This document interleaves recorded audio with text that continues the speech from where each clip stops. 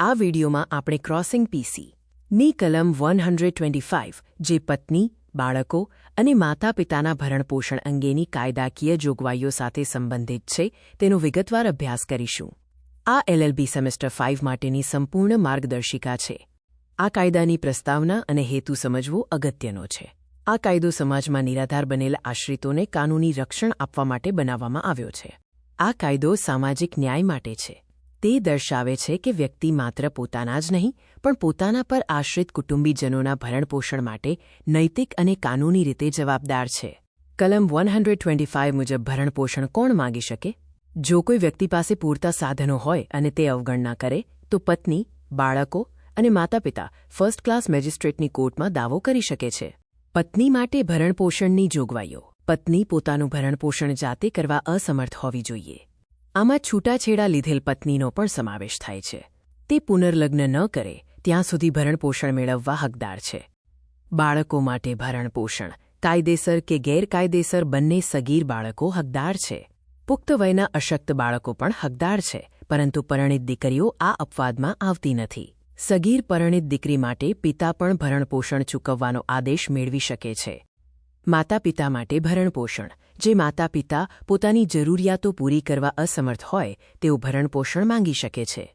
કાયદા મુજબ દીકરાની ફરજ છે કે તે વૃદ્ધ કે અસમર્થ માતા-પિતાને સાચવે. કમાતી દીકરીની પણ આ કાનૂની ફરજ છે.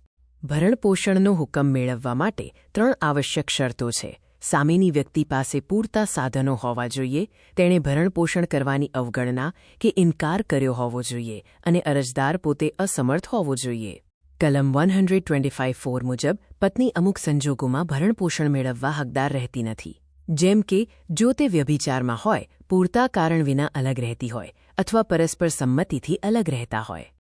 ભરણપોષણની રકમ નક્કી કરતી વખતે કોર્ટ પક્ષકારોના સંજોગો, જીવનધોરણ અને આવક ધ્યાનમાં લે છે. વચગાળાના ભરણપોષણનો આદેશ પણ થઈ શકે છે. હુકમનો ભંગ થતાં વોરંટ કાઢી શકાય છે અથવા 1 મહિના સુધીની કેદની સજા થઈ શકે છે. કલમ 127 સંજોગોમાં ફેરફાર થતાં હુકમમાં ફેરફાર કરવાની જોગવાઈ કરે છે.